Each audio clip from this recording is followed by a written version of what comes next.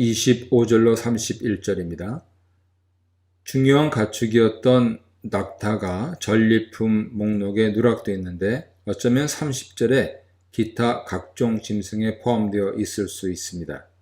하나님께서는 모세를 통해 노획물들을 분배하는 규칙을 알려주십니다. 첫째, 붙잡아온 포로와 짐승의 총수를 셉니다. 이 일은 모세가 주도하면서 제사장 엘르아살 및 회중 수령들, 지파장들이 돕습니다. 이때 잡혀온 사람들은 처녀들과 여아들이죠. 엘르아살은 포로와 전리품 중 제사장 몫으로 할당된 반을 받아야 하고 지파장들은 각 지파별로 회중에게 할당된 나머지 반을 수령했을 것입니다. 두 번째로 전리품 곧 얻은 물건, 포로와 짐승을 진중에서 기다리던 회중과 전쟁에서 돌아온 군인들에게 각각 절반씩 나누어집니다.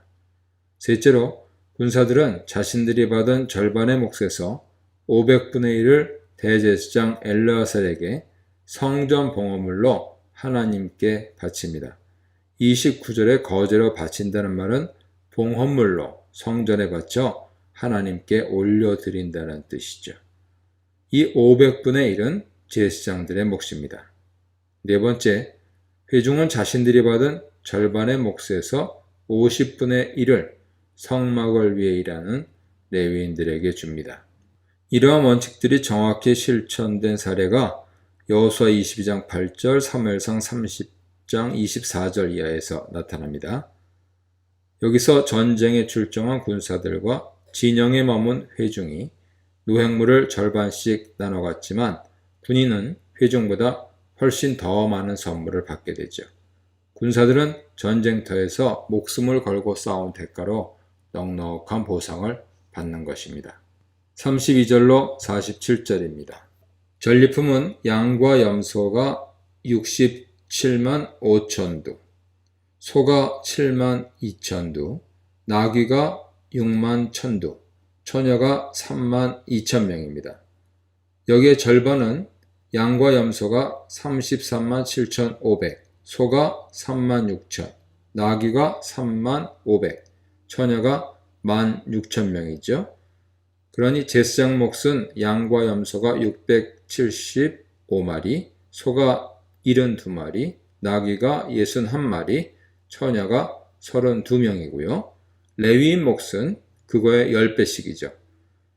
양과 염소가 6,750마리, 소가 720마리, 나귀가 610마리, 처녀가 320명입니다.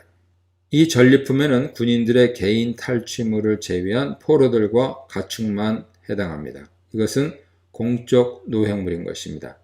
개인 탈취물 목록은 48절 이하에서 주어집니다.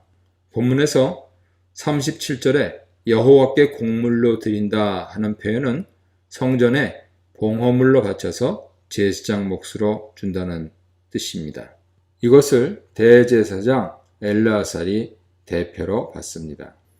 이어 레위인의 몫이 목록별로 계산된 결과가 주어지는데요. 군사들과 회중은 절반씩 정확히 나누어 가지므로 양자의 총계는 동일합니다. 동일한 절반 총계에서 회중은 레위인들에게 50분의 1을 줘야 하죠. 이는 제사장 몫의 10배였습니다. 이러한 비율은 11조 경우와 동일하죠. 백성들의 10분의 1은 레위인 몫이고 레위인의 10분의 1은 제사장 몫이기 때문입니다. 어떤 사람들은 가축 숫자가 비현실적으로 지나치게 많다고 주장합니다. 그러나 그러한 주장은 장정 60만 명 이스라엘 인구에 대한 의심과 본질적으로 동일한 것입니다.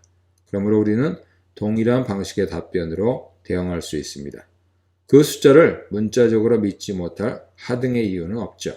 비록 후대 기록이기는 하지만 사사기는 미디안 사람들이 메뚜기처럼 많고 그들의 낙타 수가 해변의 모래처럼 많다고 보고합니다. 사사기 7장 12절 보세요.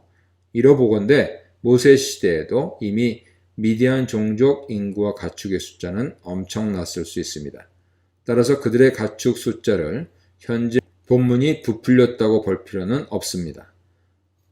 앞서 말한 대로 낙타가 가축 목록에서 빠진 것은 주목할 만합니다.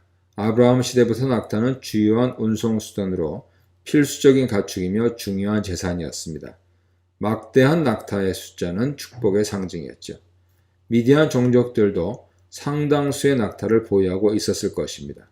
이와 관련하여 그 외 각종 짐승 50분의 1을 이라는 30절 표현을 눈여겨볼 필요가 있습니다. 각종 짐승, 콜 부헤마는 소, 양, 염소, 나귀 외에 다른 가축 종류가 있다는 암시죠.